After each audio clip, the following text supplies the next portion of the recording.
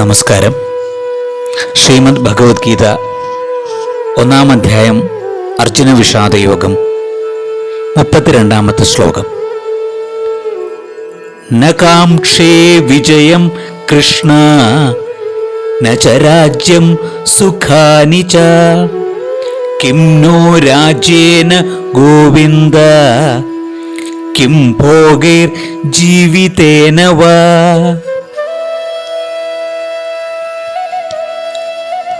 കൃഷ്ണനോട് അർജുനൻ പറയുന്ന ഭാഗമാണ്. തനിക്ക് യുദ്ധത്തിൽ നിന്ന് ഒഴിഞ്ഞു നിൽക്കണമെന്ന ആഗ്രഹം കൊണ്ടാണ് അദ്ദേഹം പറയുന്നത്. ഞാൻ വിജയം ന കാംക്ഷേ വിജയം കൃഷ്ണ, ഞാൻ വിജയം ആഗ്രഹിക്കുന്നില്ല. നച രാജ്യം സുഖാനിച്ച, എനിക്ക് രാജ്യവും സുഖവും ഒന്നും ഞാൻ ആഗ്രഹിക്കുന്നില്ല. കിം നോ രാജ്യേന ഗോവിന്ദ കിം ഭോഗൈർ ജീവിതേനവ. ഈ രാജ്യവും ഭോഗങ്ങളും ഇത്തരം ജീവിതങ്ങളും കിട്ടിയിട്ട് എന്താണ് പ്രയോജനം എന്നാണ് ഇവിടെ അർജുനൻ ശ്രീകൃഷ്ണനോട് പറയുന്നത്. ഇത് കേൾക്കുമ്പോൾ നാം ചിന്തിക്കും, വളരെ ശാന്തിയും പ്രിയനുമായ ഒരു ശാന്തി ദൂതനായിട്ടാണ് അർജുനൻ ഇവിടെ കൃഷ്ണനോട് സംസാരിക്കുന്നത്. നാം പലപ്പോഴും ചിന്തിച്ചു പോകാം, ഈ രാജ്യത്ത് ശാന്തിയും സമാധാനവും നൽകേണ്ട ഭഗവാൻ തന്നെ അർജുനനെ പിന്നീട് യുദ്ധത്തിന് പ്രേരിപ്പിക്കുന്നതായിട്ട് നമുക്ക് കാണാൻ കഴിയുന്നുണ്ട്. പക്ഷെ നാം ഒന്ന് ചിന്തിക്കേണ്ട കാര്യങ്ങളുണ്ട് ഇവിടെ. ഒരാളുടെ ജീവൻ അപഹരിക്കുന്നത് അധാർമികത തന്നെയാണ്.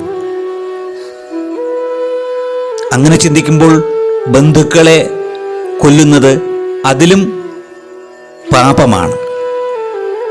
അർജുനന്റെ ചിന്തകൾ ധാർമ്മികവും ഗുണപരവും തന്നെയായിരുന്നു. പക്ഷെ അതിന് ഒരു സ്പിരിച്വൽ തോട്ട്സ് ഉണ്ടായിരുന്നില്ല.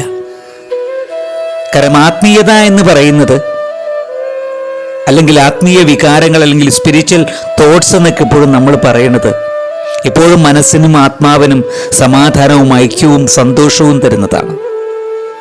എന്നാൽ ഇവിടെ അർജുനന്റെ മനസ്സിന്റെ അവസ്ഥ അതുപോലെയല്ല.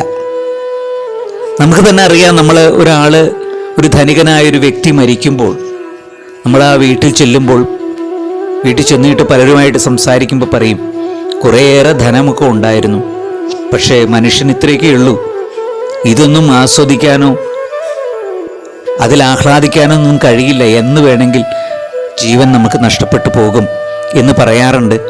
ആ പറയുന്ന വ്യക്തി തന്നെ നാളെ വീണ്ടും ഈ പണത്തിൻ്റെ പിറകെ പോയിക്കൊണ്ടിരിക്കുകയാണ് എന്ന് കൂടി നമ്മൾ ചിന്തിക്കേണ്ടതുണ്ട്. ഇവിടെ സ്വന്തം മനസ്സിൻ്റെ നിയന്ത്രണം വരെ നഷ്ടപ്പെട്ടിട്ട് ആണ് ആശയക്കുഴപ്പത്തിൽ നിരാശനുമായിട്ടാണ് അർജുനൻ കൃഷ്ണനോട് സംസാരിക്കുന്നത് എന്ന് നാം ചിന്തിക്കണം. ഈ വിരക്തി എന്ന് പറയുന്നത് പലരും വിചാരിക്കുന്ന പോലെ അതൊരു നിരാശയല്ല. വിരക്തിയുടെ ഫലം ആനന്ദമാകണം. അത്തരത്തിൽ ആനന്ദഹേതുവായ ഒരു വിരക്തി ഉണ്ടാകുന്നത് നല്ല തന്നെയാണ്. പക്ഷേ ഇവിടെ യഥാർത്ഥത്തിൽ അർജുനൻ നിരാശയിലാണ്. അതാണ് ശ്രീകൃഷ്ണൻ പിന്നീട് അർജുനനെ ഗീതയിലൂടെ പറഞ്ഞു മനസ്സിലാക്കേണ്ടി വരുന്നത് എന്നർത്ഥം. ഒരിക്കൽ കൂടി ആ ശ്ലോകം ചൊല്ലാം.